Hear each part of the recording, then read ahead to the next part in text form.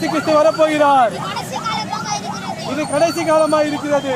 யோசுவா 1:5 சொல்கிறார். யோசுவா 1:5 சொல்கிறார். நான் உன்னை விட்டு விலகுவதும் இல்லை. நான் உன்னை விட்டு விலகுவதும் இல்லை. உன்னை கைவிடுவதும் இல்லை. உன்னை கைவிடுவதும் இல்லை.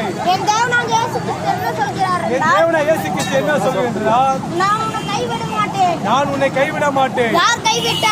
யார் கைவிட்டாலும் நான் உண்மையாக உன்னை கைவிட மாட்டேன். நான் உண்மையாக உன்னை கைவிட மாட்டேன். யார் உன்னை விட்டு விலகினாலும் உன்னை வெறுத்தாலும் என் தேவனாகிய இயேசு கிறிஸ்து உன்னை வெறுக்க மாட்டார். என் தேவனாகிய இயேசு கிறிஸ்து உன்னை வெறுக்க மாட்டார் என்று சொல்கிறார்.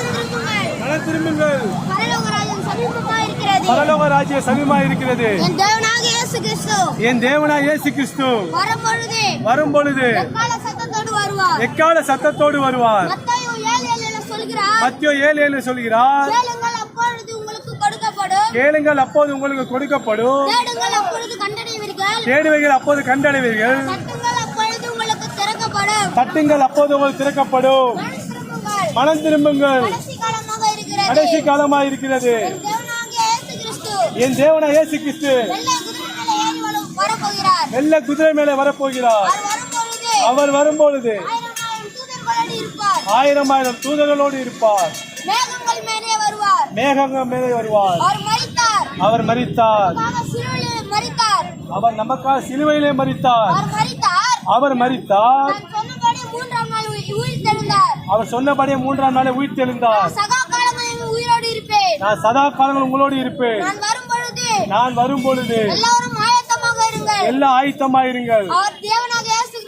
என் தேவனாகிய இயேசு கிறிஸ்து மரணத்தை ஜெயித்தார். பாதாளத்தை ஜெயித்தார்.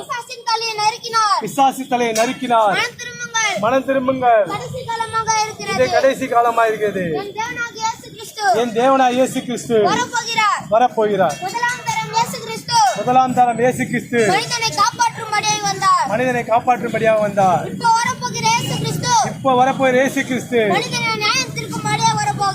நியாயம் தீர்க்கும்படியாக வரப்போகிறார். பாவம் செய்தார். நரகம் உங்களை தேடி காத்துக் கொண்டிருக்கிறது. எல்லோருக்கும் நன்மை செய்து வந்தார். நித்திய வாசல் உங்களால் திறக்கப்பட்டிருக்கிறது.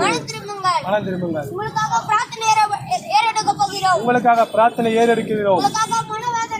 உங்களுக்கு மனவேதையா, குடும்ப பிரச்சனையா, குடி பிரச்சனையா, இதெல்லாம் என் தேவன் இயேசு கிறிஸ்து சொல்கிறார்.